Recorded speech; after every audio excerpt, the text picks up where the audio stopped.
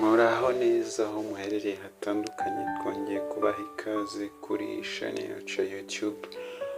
Muherereye hatandukanye, waba uri mu Rwanda, waba uri muri Afurika, waba uri mu migabane itandukanye, i Burayi, mu majyepfo y'Amerika, amajyaruguru y'Amerika, uri muri Australia, uri muri Aziya, aho waba uherereye hose tuguhaye ikaze kuri ino shani yacu ya YouTube, kugira ngo tunagushimire umunsi ku munsi kubana natwe udukurikira. Tukaba rero tugarutse kugira ngo twongere tuganire ku buzima muri ka gace twahariye ubuzima buzima.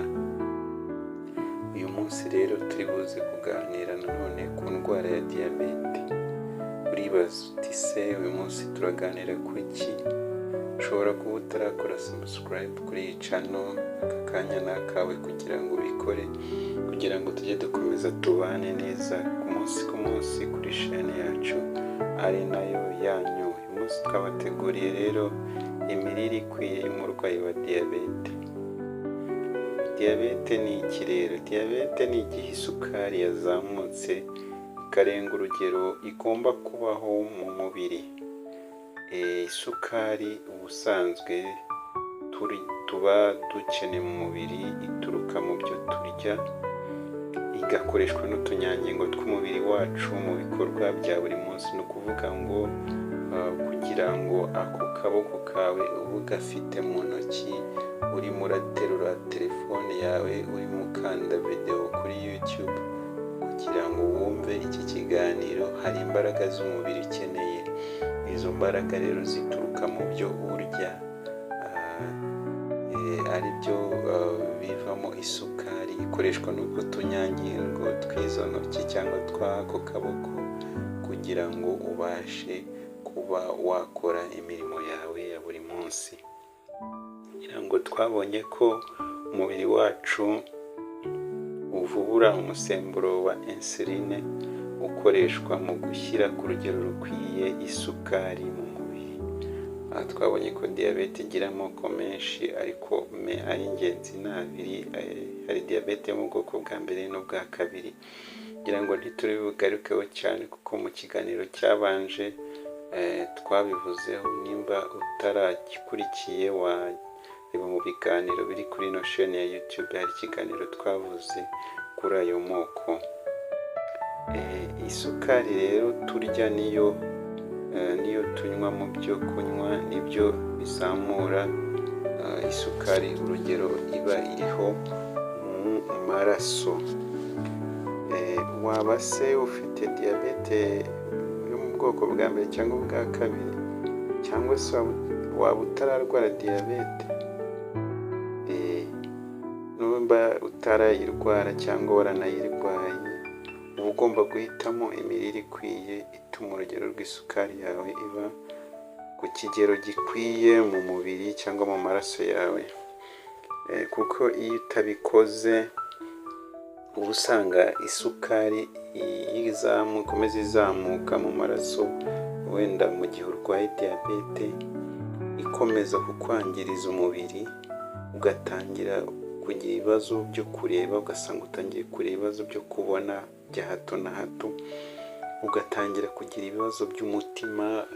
Ni hahandi umuntu uzasanga yararwaye diyabete ariko agatangira kurwara n'umuvuduko w'amaraso, ugatangira kugira ibibazo by'ubugumba, ukananirwa bimwe bita kubona urubyaro, cyangwa no kuba wenda uri umugabo cyangwa umugore kubaka urugo iwawe bikakugora, bikakunanira kubera ko udashobora kororoka kubera ikibazo cya diyabete. Ikindi ikaba wenda yanatuma ubura urugingo. Ngira ngo twarabivuze hejuru, twabonye ko diyabete ishobora gutuma utakaza urugingo. Nimba uri kumva utari kubisobanukirwa, wareba kuri iyi sheni yacu ya YouTube, hariho uko umuntu urwaye diyabete ashobora gutakaza urugingo. Rero mugenzi wanjye, kurya ibiryo bikwiye ku ngano ikwiye no mu gihe gikwiye biri mu zatuma isukari yawe iba ku rugero rukwiye mu maraso, bikakurinda kuba byagira ingaruka bigutera ku mubiri wawe. Niyo mpamvu imirire ikwiye ni ingenzi mu gushyira ubuzima bwacu ku murongo. Noneho iyo bigeze ku murwayi wa diyabete biba bisaba kwitonda cyane, kubera ko iyo atitondeye imirire ikwiye ashobora guhura n'ibyago twavuze haruguru. ngira ngo rero urabyumva neza ko indwara ya diyabete ari mbi cyane. Rero muri kino kiganiro twakubwiye ko tuje kukubwira imirire ikwiye ku murwayi wa diyabete yanagufasha kuyirinda igihe waba utarayirwara. Niba utaranayirwara, iyi mirire twaguteguriye ishobora gutuma ushobora kugufasha. Imirire twavuze ishobora kugufasha kwirinda kuba warwara diyabete. Icya mbere mu byo kurya umurwayi wa diyabete agomba kwitaho ni imboga n'imbuto. Umurwayi wa diyabete irya imboga n'imbuto bihagije. Kurya urubuto rwose ni byiza kuruta ko wavuga ngo uri bufate ibirukomokaho wenda muri ji, kuko buriya urubuto ubwarwo ruba rufite isukari karemano rwakoranywe. Ni ukuvuga isukari karemano yarwo uba usanga akenshi itagira ingaruka ku mubiri. Niyo mpamvu bavuga ngo mu biryo by'umurwayi wa diyabete, ni ukuvuga ngo nimba isahani iriho amafunguro atandukanye, bavuga ko byibuze 3/4 bya kane by'ibyo kurya by'umudiyabetike bigomba kuba ari imboga n'imbuto.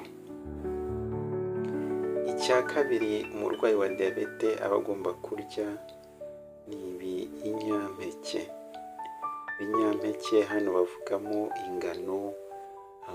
Buriya ingano ni nziza cyane ku murwayi wa diyabete. Harimo n'ibindi usanga bidakunda kuba mu Rwanda, ariko muri rusange ibyo umuntu ashobora kubona hafi harimo ibinyampeke bikomoka by'umwihariko ku ngano.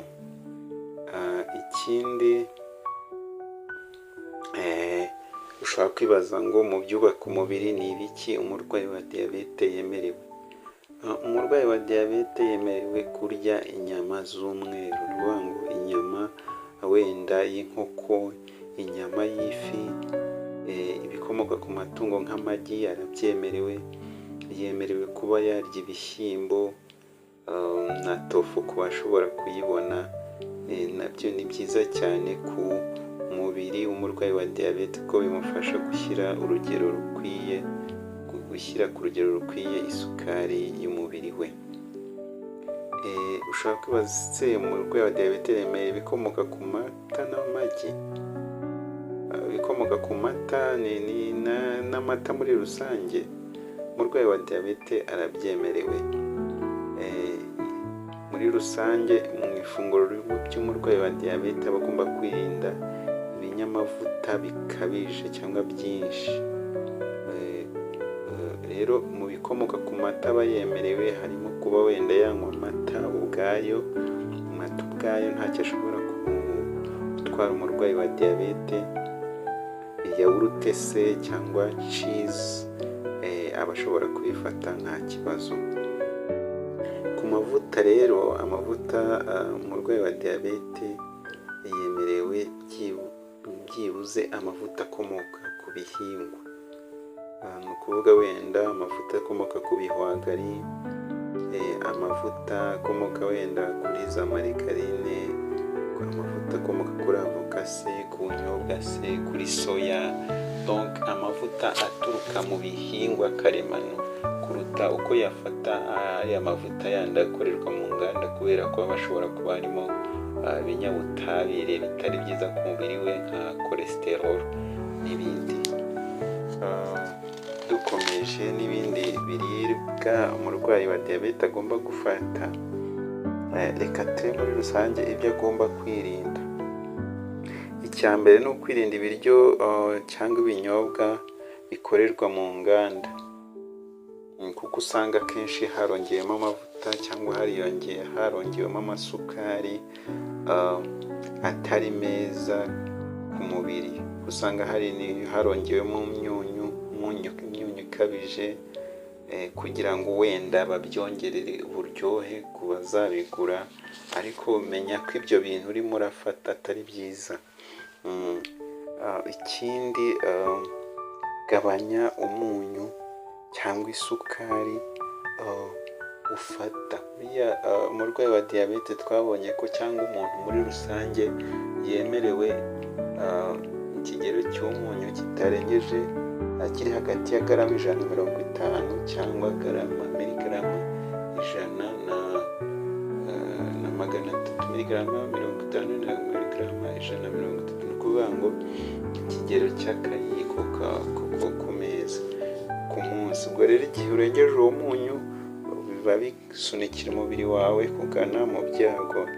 Ni byiza rero ko ugerageza kwirinda kurya umunyu mwinshi cyangwa isukari nyinshi.